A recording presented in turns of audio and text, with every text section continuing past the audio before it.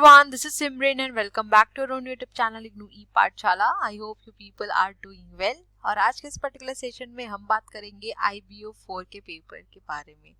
तो आज के पेपर के बारे में अगर बात करी जाए तो मेरे पास काफ़ी मिक्स्ड रिव्यूज़ आए हैं आपके। काफ़ी स्टूडेंट्स का पेपर अच्छा हुआ है, काफ़ी स्टूडेंट्स का पेपर एक्सपेक्टेशन से ज़्यादा अच्छा हुआ है। मतलब उन्होंने एक्सपेक्ट नहीं किया था कि वो इतना अच्छा अटेम्प्ट कर पाएंगे, और कुछ स्टूडेंट्स काफ़ी ज़्यादा डिसअपॉइंटेड है अपनी परफॉर्मेंस से। तो पेपर इन ऑल अगर देखा जाए तो पेपर ठीक आया था। जिन्होंने भी पहले से थोड़ी बहुत पढ़ाई कर रखी होगी, थोड़ा बहुत चैप्टर के बारे में नॉलेज होगी, यूनिट्स के बारे में पता होगा, तो उन्होंने यहाँ पर पेपर अपना ठीक ठाक अटेम्प्ट कर लिया होगा। दूसरी तरफ अगर बात करी जाए, मैंने आपको जो लेटेस्ट वीडियोस प्रोवाइड किए थे, कुल 4 वीडियोस मैंने आपको दिए थे IBO 5 के, क्योंकि IBO 5 की एक भी यूनिट मैंने आपके साथ डिस्कस नहीं की हुई थी और काफ़ी स्टूडेंट्स को बहुत ज़्यादा दिक्कत हो रही थी। तो मैंने बैक टू बैक आपको 4 वीडियोस प्रोवाइड किए, और ये मैं बहुत ही कॉन्फिडेंटली कह सकती हूँ कि इन 4 वीडियोस से अराउंड 35 मार्क्स का पेपर आपका आया है। तो जिन भी स्टूडेंट्स ने ये 4 वीडियो को बहुत ही अच्छे से देख लिया होगा, उन्होंने यहाँ पर अपना 35 मार्क्स तो एटलीस्ट सिक्योर कर ही लिया होगा। बाकी मैं उम्मीद करती हूँ कि आप लोगों ने पेपर पूरा ही अटेम्प्ट किया होगा। तो नियर अबाउट जो स्टूडेंट्स को ये लग रहा था कि वो पास नहीं हो पाएंगे, तो यहाँ पर वो इजीली पास तो हो जाएंगे, ये चीज़ मैं कह सकती हूँ। अब ये थोड़ा आप पर भी डिपेंड करता है कि आपने किस तरीके से पेपर में आंसर्स लिखे हैं, ठीक है।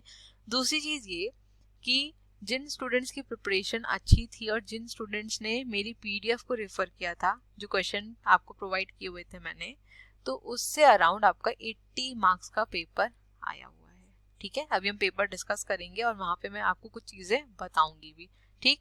तो इन ऑल अगर देखा जाए तो जिसने पहले से थोड़ी बहुत भी अगर पढ़ाई की होगी, उसका पेपर यहाँ पर ठीक ठाक चला गया होगा। तो चलिए बिना किसी देर के सीधे चलते हैं अपने पेपर की तरफ। लेकिन इससे पहले अगर आपने मेरे चैनल को सब्सक्राइब नहीं किया है तो चैनल को जरूर सब्सक्राइब कर लीजिएगा, बेल आइकन को भी जरूर से प्रेस कर दीजिएगा, ताकि मैं जब भी वीडियोस को अपलोड करूं उसका नोटिफिकेशन आपके पास जरूर जाए। तो सीधे आ जाते हैं अपने पेपर की तरफ, और यहाँ पर टोटल आपको 5 क्वेश्चन अटेम्प्ट करने थे, ठीक है। तो यहाँ पर कोई भी कमेंट वाले क्वेश्चन नहीं थे, सीधे यहाँ पर आपको 5 क्वेश्चन अटेम्प्ट करने थे। तो सबसे पहला क्वेश्चन है आपका, explain the concept of marketing logistics and discuss its significance in international trade। तो ये बहुत ही मुझे लगता है बेसिक क्वेश्चन पूछा गया है, क्योंकि ये क्वेश्चन आपका ब्लॉक 1 से ही है, चैप्टर 1 से ही है। तो मैं उम्मीद करती हूँ कि ये तो आपने इजीली अटेम्प्ट कर लिया होगा कि मार्केटिंग लॉजिस्टिक्स क्या होता है और इसकी सिग्निफिकेंस क्या है आपके इंटरनेशनल ट्रेड में, ठीक है। तो ये मैक्सिमम स्टूडेंट्स ने अटेम्प्ट किया ही होगा। नेक्स्ट आ जाते हैं क्वेश्चन नंबर 2 की तरफ। अब आपका जो क्वेश्चन नंबर 2 है, इसके 2 पार्ट्स इन्होंने यहाँ पर दिए थे, ठीक है। सबसे पहले पार्ट की अगर बात करें, the public warehousing in India envisages a 3-tier system, ठीक है। अब मैं आपसे क्यों बार बार कहती हूँ कि आपका जो स्टडी मटेरियल है ना, वो बहुत ज़्यादा इम्पॉर्टेंट है और उसको पढ़ना भी ज़रूरी है। उसकी वजह यही है कि जब स्टेटमेंट वाइज वाले क्वेश्चंस आ जाते हैं, वहाँ पर आपको गाइड हेल्प नहीं करेगी, क्योंकि जो स्टेटमेंट है वो ऑब्वियस सी बात है आपकी कोर्स बुक में या फिर आपके स्टडी मटेरियल में ही होगा। और जिन भी स्टूडेंट्स ने बहुत ध्यान से पढ़ा होगा उनको ये लाइन भी मिल गई होगी कि कहाँ पर ये दिया हुआ था। तो जो आपका टॉपिक है वेयर हाउसिंग चैप्टर में, warehousing corporation of India, उसी में ये आपको एक स्टेटमेंट दिया हुआ है, उसी को यहाँ पर क्लैरिफाई करने को बोला है और उसके ऑब्जेक्टिव्स को यहाँ पर डिस्कस करने के लिए बोला गया था, ठीक है ना। तो इसीलिए स्टडी मटेरियल इंपॉर्टेंट है, क्योंकि जब स्टेटमेंट वाले क्वेश्चन आते हैं तो वहाँ पर आपको गाइड इतना ज़्यादा हेल्प नहीं कर पाती है, ठीक है ना। अब नेक्स्ट पार्ट की बात करें, so what do you mean by selective inventory control, explain the technique of ABC analysis in this context. तो मेरे ख्याल से जो भी स्टूडेंट्स वीडियो को देख के गए होंगे ना, वो यहाँ पर बड़ा खुश हो गए होंगे इस क्वेश्चन को देखकर, क्योंकि सेलेक्टिव इन्वेंटरी कंट्रोल पर मैंने आपको वीडियो प्रोवाइड किया था और ABC एनालिसिस काफ़ी डिटेल में डिस्कस किया था। मैंने प्रॉपरली आपको वहाँ पर एक टेबल भी बताई थी, उसको किस तरीके से देखते हैं, ए का क्या मतलब होता है, बी का क्या मतलब है, सी का क्या मतलब, ये सब चीज़ें वहाँ पर मैंने आपके साथ डिस्कस की थी। और मैंने आपको ये चीज़ बोली भी थी कि अगर ये 10 मार्क्स में आएगा तो आप बहुत ही आसानी से इसको लिख के भी ले जाएंगे।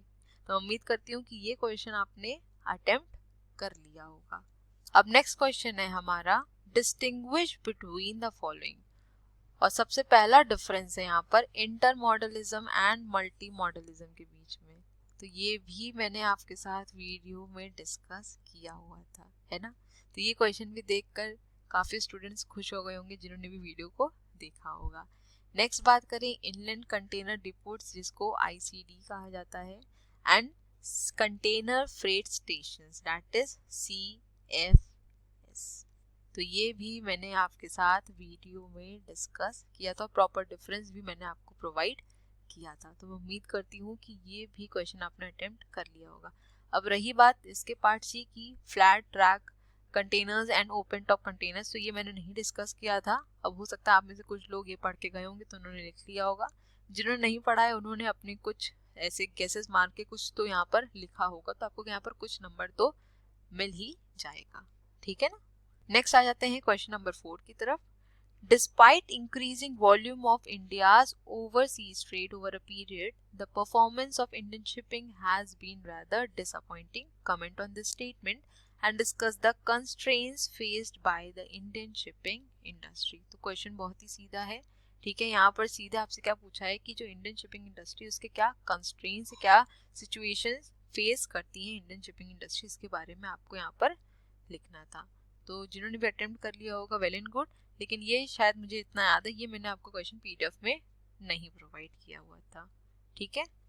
नेक्स्ट आ जाते हैं क्वेश्चन नंबर 5 की तरफ। State the duties and liabilities of a carrier under the carriage of goods by sea act 1975, also describe the functions of a bill of lading. तो ये क्वेश्चन मैंने आपको PDF में प्रोवाइड किया हुआ था, अगर आपने PDF को देखा हो, carrier under the carriage of goods by sea act 1975 के बारे में, ठीक है। नेक्स्ट क्वेश्चन है हमारा what is maritime fraud, state the various factors that lead to commitment of maritime fraud. अब देखिए मैंने आपको ये चीज बताई भी थी कि जो आपका लास्ट ब्लॉक है वो बहुत ज्यादा इंपॉर्टेंट है और उसको बिल्कुल भी स्किप करके मत जाइएगा, क्योंकि वहां से आपको क्वेश्चन देखने को मिलेगा ही मिलेगा। और ये भी काफी ज्यादा श्योरिटी थी कि मैरीटाइम फ्रॉड आएगा ही आएगा, ठीक। अब काफी स्टूडेंट्स मुझे मेल कर रहे थे, मैसेज कर रहे थे कि मैम मैरीटाइम फ्रॉड भी डिस्कस कर लीजिए। तो देखिए 4 वीडियोस को डिस्कस करने के बाद, 4 वीडियोस को बनाने के बाद लिटरली मेरे पास इतना स्टैमिना नहीं था कि मैं और टॉपिक्स को वहाँ कवर कर पाऊँ, ठीक है, क्योंकि मेरे भी अभी पेपर्स हैं, इवन कल मेरा पेपर है। तो अभी 2 दिन गैप मिल गया था, इसलिए शायद मैं वीडियो आपको दे भी पाई, वरना शायद वो भी पॉसिबल नहीं हो पाता। लेकिन एक चीज़ यहाँ पर मैं बिल्कुल कह सकती हूँ कि जो जो टॉपिक्स मैंने बताए थे या फिर जो जो यूनिट्स मैंने बताई थी कि यहाँ से क्वेश्चंस आते हैं या पूछे जा सकते हैं, वहाँ से क्वेश्चंस आए भी हैं। तो इसीलिए मैं बार बार कहती हूँ और आज भी कहूँगी कि आपने अगर अभी तक टेलीग्राम चैनल नहीं ज्वाइन किया है तो उसको ज्वाइन ज़रूर से कर लीजिए, ठीक है ना। अभी जितना मुझे पता है कि 1.6K प्लस सब्सक्राइबर्स हैं, ठीक है। आई डोंट नो कि अब ज़्यादा हो गए कि नहीं, क्योंकि काफ़ी देर से मैंने चेक नहीं किया है। तो अगर इतने स्टूडेंट्स जुड़े हैं तो इसका मतलब उनको कहीं ना कहीं बेनिफिट हो रहा है। तो जिन्होंने अभी तक नहीं ज्वाइन किया है बिल्कुल ज्वाइन कर लीजिए, क्योंकि कुछ भी अपडेट रहता है या मुझे कुछ भी कन्वे करना होता है मैं टेलीग्राम पर बता देती हूँ। मैंने काफ़ी टॉपिक्स, इवन काफ़ी नोट्स भी आपके टेलीग्राम पे शेयर किए हुए थे IBO 5 के, ठीक है ना। तो जरूर से ज्वाइन कर लीजिएगा। नेक्स्ट बात करें क्वेश्चन नंबर 7 की। Discuss the 3 policy initiative taken up by the government of India for the development of ports. तो ये क्वेश्चन भी मैंने आपको PDF में प्रोवाइड किया हुआ है, ठीक। और लास्ट क्वेश्चन है हमारा explanatory notes on any of the 2। तो यहाँ पर आपको 2 पे शॉर्ट नोट्स लिखने थे, ठीक है। तो एक तो है आपका difference between bill of lading and charter party. So I hope आपने ये तो लिख लिया होगा, क्योंकि ये मैंने भी आपको रिसेंटली वीडियोस का प्रोवाइड किया है, राइट। अब इस पर्टिकुलर वीडियो की अगर मैं खास बात बताऊं वो ये है कि ये टॉपिक आपका एग्जामिनेशन में आया है और इसी वीडियो को किसी ने डिसलाइक भी किया है। अब मुझे नहीं पता कि उन्होंने किस बेसिस पे उसको डिसलाइक किया है, एग्जाम में आ गया है इस वजह से किया है कि उनको समझ नहीं आया था इस वजह से किया है, आई डोंट नो। बट हाँ मुझे देखकर बड़ी हैरानी हुई कि पेपर में भी क्वेश्चन आया उसके बाद भी वीडियो पर डिसलाइक है। तो ठीक है, ये सब पार्ट ऑफ लाइफ है, कोई दिक्कत नहीं है, डिसलाइक लाइक चलता ही रहता है, ठीक है, उससे कोई दिक्कत नहीं है मुझे।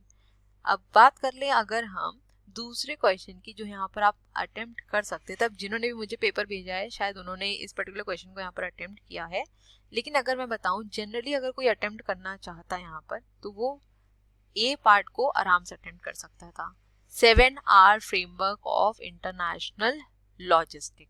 अब आप लोग कहोगे कि मैम ये 7 आवर फ्रेमवर्क कहाँ दिया हुआ था, तो एग्जामिनर ने यहाँ पर सिर्फ लैंग्वेज को थोड़ा सा मैनिपुलेट किया है, जो आपने इंटरनेशनल लॉजिस्टिक्स में पढ़ा है वही चीजें यहाँ पर आपको मेंशन करनी थी। वो किस तरीके से मेंशन करनी थी ये मैं आपको यहाँ पर एक बार बता देती हूँ। देखिए यहाँ पर अगर मैं 7 आवर्स ऑफ लॉजिस्टिक्स की बात करूँ तो ये थे आपके 7 आवर्स, और आपने ये चीजें खुद पढ़ी भी होंगी, लेकिन हो सकता है वहां पर आपको ये चीज क्लिक नहीं करी होगी कि क्या पूछा है। ठीक है, कई बार ऐसा होता है एग्जाम में कि हमको वहां समझ नहीं आता है कि एग्जैक्टली पूछ क्या रहा है, और वो क्वेश्चन हमको ऑलरेडी आता भी होता है, ये भी हो जाता है। ठीक, तो सबसे पहले बात करें तो है राइट प्रोडक्ट। अब आपने लॉजिस्टिक्स में पढ़ा होगा कि जो हमारा प्रोडक्ट पहुंचाना है वो सही होना चाहिए, जो हमारे कस्टमर ने चूज किया है वही प्रोडक्ट हमें उसे पहुंचाना भी हो। ठीक, नेक्स्ट आ रहे हैं आपका राइट कस्टमर। ठीक है, तो राइट कस्टमर तक प्रोडक्ट पहुंचाना, ऐसा ना हो कि कस्टमर कोई और प्रोडक्ट उसको कुछ और पहुंच जाए।